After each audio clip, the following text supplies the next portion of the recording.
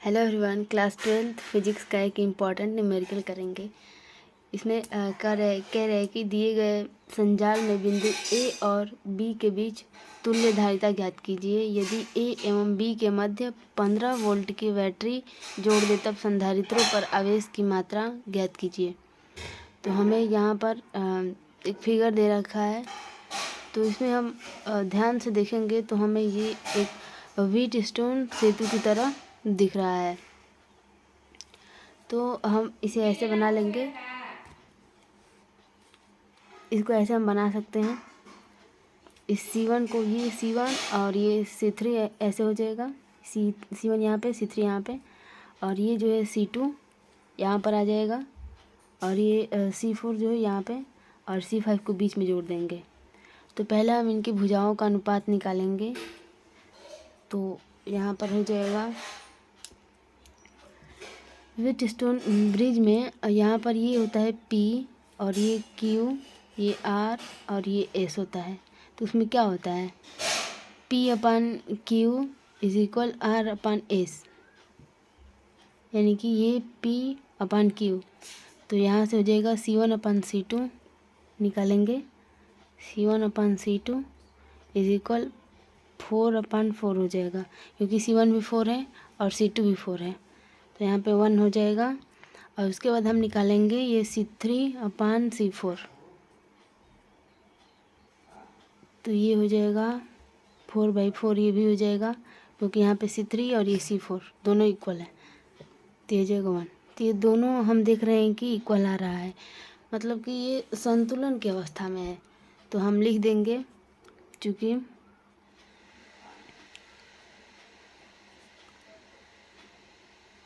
सेतु संतुलित है,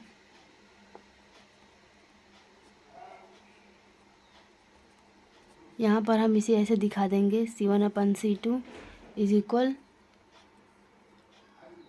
C3/C4।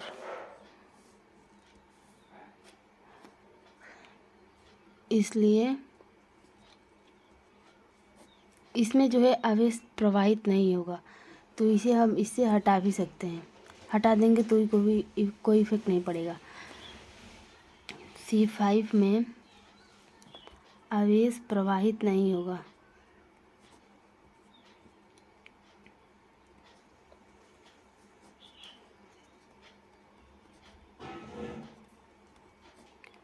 अब यहाँ से ये जो C1 और C2 है, ये श्रेणी क्रम में दिख रहा है, और यहाँ पे C3 और C4 भी श्रेणी क्रम में है। तो इसको हम जोड़ लेते हैं दोनों को।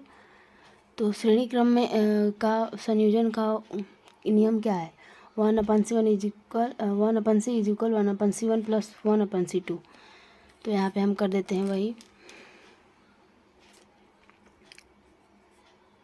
तो ये हो जाएगा 1/C।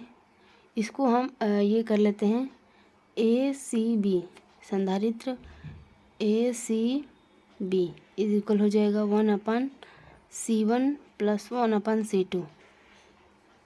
अब यहाँ से हो जाएगा ACB इज इक्वल हो जाएगा C1 × C2/C1 प्लस C2।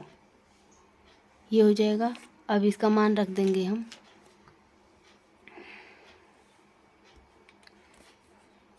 तो यहाँ पर हो जाएगा C1 का मान है 4 और C2 का मान भी 4 है, तो 4 × 4/4 प्लस 4 हो जाएगा। तो यहाँ से हो जाएगा 16/8, यानी कि ये हो जाएगा 2 माइक्रोफैरड। इसी तरह से हम C3 और C4 को भी कर लेंगे। यहाँ से हो जाएगा 1/C, और यहाँ पर ले लेंगे ADB is equal 1/C3 plus 1/C4। ये तो हो जाएगा 1/C ADB इज इक्वल हो जाएगा C3 × C4/C3 प्लस C4। यहाँ से इसका इसमें मल्टीप्लाई हो जाएगा इसमें, तो ये इस तरह से ये नीचे से पलट के ऊपर चला जाएगा। तो ऐसे हो जाएगा, ये जो है बॉटम नहीं रहेगा। में जो ऊपर चला गया तब ये बॉटम नहीं रहेगा, ये भी ऊपर आ जाएगा। तो यहाँ पे इन सब का मान रख देते हैं। CADB हो जाएगा। C3 का भी मान 4 है और इसका भी 4 है, तो 4 + 4 और ये हो जाएगा 16/8। तो ये भी 2 माइक्रोफैरड हो जाएगा। अब हम C इक्विवेलेंट निकालेंगे। ये हो जाएगा CACB + CADB, यहाँ से हो जाएगा।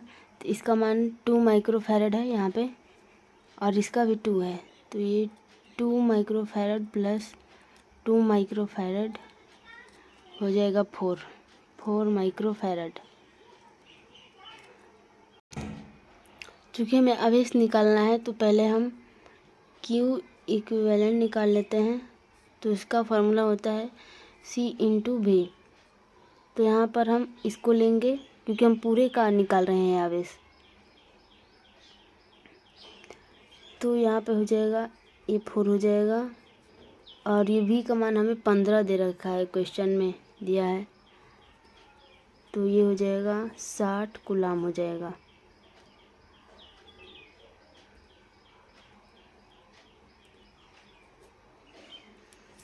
उसके बाद हम C1 C2 C3 C4 पे हमें निकालना है। तो यहाँ पर हम देख रहे हैं कि ये CACB और CACB और CADB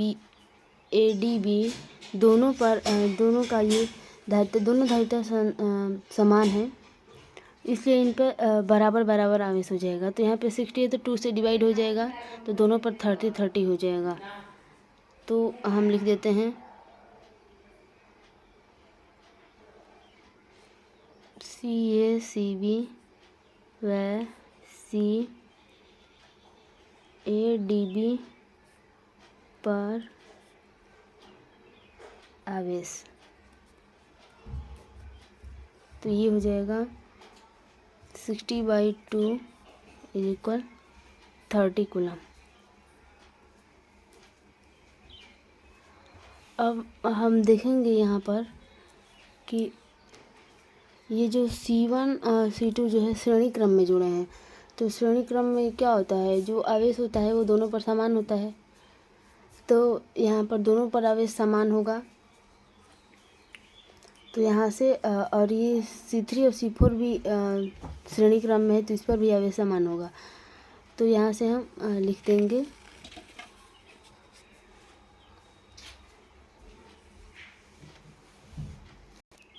तो यहाँ हम लिख देते हैं, चूँकि C1 व C2 तथा C3 व C4 श्रेणी क्रम में है,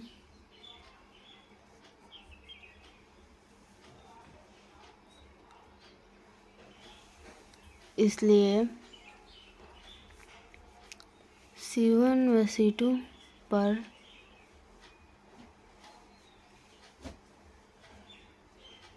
आवेश समान होगा।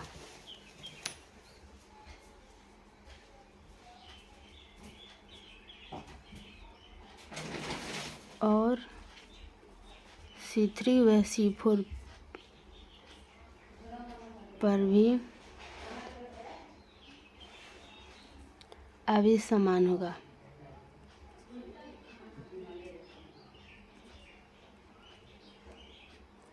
तो यहाँ से हो जाएगा C1 = 30 कूलाम। यहाँ से Q1 लिख देते हैं